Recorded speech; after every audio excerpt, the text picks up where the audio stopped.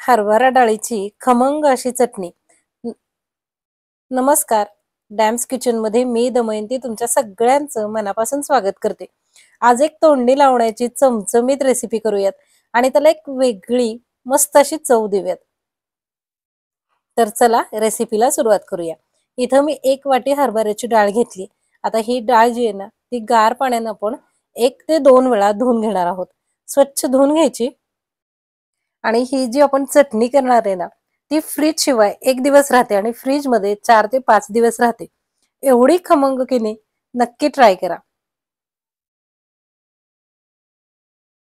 आणि अशी जर का तुम्ही चटणी एकदा केलीत ना तर नेहमी कराल. आणि नेहमीच तीच ती कोरडी चटणी किंवा कोशिंबीर याला ऑप्शन म्हणून किंवा अगदी तुम्हाला एखाद्या दिवशी भाजी करायचा कंटाळा आला, भाजी करायला काही नसेल तरी सुद्धा चपाती भाकरी सोबत खायला ही जर का तुम्ही चटणी केलीत ना तर खूप छान बेत होतो बरं का.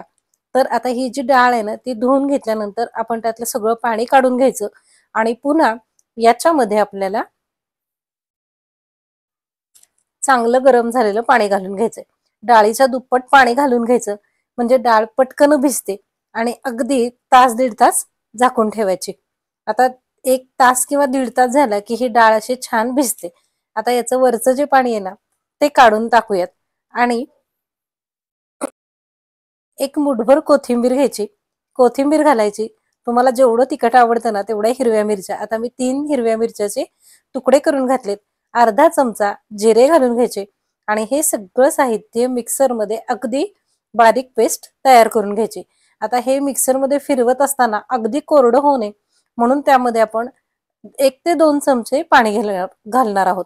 म्हणजे फक्त दाटू नये एवढंच पाणी घालायचं. बघा आता हे सरसरीत छान हिरवा रंग आलेलं तयार झालं. आता हे एका बाउलमध्ये काढून घेऊयात आणि पुन्हा मिक्सरच्या भांड्यात अगदी एक छोटा चमचाभर पाणी घालून हे पण करून घेऊयात. एकदम छान सरसरीत झालं. आता एवढं सरसरीत झालं की नाही की याच्यामध्ये चवीनुसार मीठ घालून घ्यायचं. नंतर अगदी अर्धा चमचा साखर घालून घ्यायची. थोडंसं रंगासाठी लाल तिखट घालून घ्यायचं आणि हे पुन्हा एकदा सगळं छान हलवून घ्यायचं. आता इथं मीठ वापरताना अर्धा चमचा साधं मीठ आणि अर्धा चमचा सेंधव मीठ वापरा. म्हणजे एकदम चव छान मस्त अशी होते. हे बघा एवढं सरसरीत झालं म्हणजे आपल्याला एखाद्या वेळी भाजी करायची नसेल ना तरी सुद्धा असं हे चालून जातं. तर आता हे सगळं साहित्य घातल्यानंतर ही साखर मला थोडीशी जास्त आवडते म्हणून मी आणखी अर्धा चमचा घालून घेतली आणि हे सगळं बाजूला ठेवून दिलं. आता हे सगळं मुरेतोपर्यंत आपली तेलाची जी पळी असते ना ते 2 पळ्या तेल घ्यायचं. तेल चांगलं तापवायचं आणि त्याच्यामध्ये फोडणी करून घ्यायची. आता ही जी फोडणी आहे ना तीच मेन आणि सिक्रेट फोडणी. तर आपण याच्यामध्ये आता मोहरी चांगली तडतडून घेऊयात. नंतर अगदी थोडेसे जिरे घालून घ्यायचे. ही फोडणी छान खमंग झाली की नाही की याची चव जी आहे ना ती खूप छान येते बरं का. तर आता या फोडणीमध्ये जिरे म्हणजे छान असे तडतडले की नाही की हा सिक्रेट पदार्थ घालून घेऊयात. 1 चमचाभर मेथ्या घालून घ्यायच्या. मेथ्याची एकदम चव चव म्हणजे अशी कुरकुरीत येते आणि अजिबात कडवट होत नाहीत. त्यानंतर थोडंसं हिंग घालायचे, थोडीशी हळद घालायची आणि ही फोडणी गरम असतानाच याच्यावरती ओतून घ्यायची आणि एकसारखी छान हलवायचं.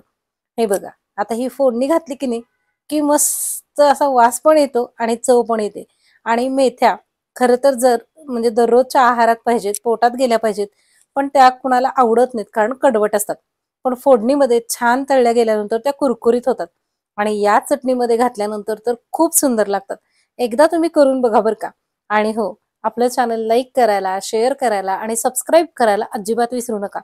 आणि ही पौष्टिक अशी चटणी एकदा नक्की करून बघा आणि केल्यानंतर मला कमेंट करून सांगायला अजिबात विसरू नका. तर हे बघा असं दाताखाली जेव्हा कुरकुरीत मस्त अशा मेथ्या येतात की नाही तेव्हा घरातलं कोणीच म्हणत नाही की आम्ही मेथ्या खाणार नाही. म्हणजे इव्हन सांगितल्याशिवाय कळतच नाही की त्याच्यामध्ये आपण मेथ्याचा वापर केलाय. आवडली ना रेसिपी? चला पटकन लाईक करा.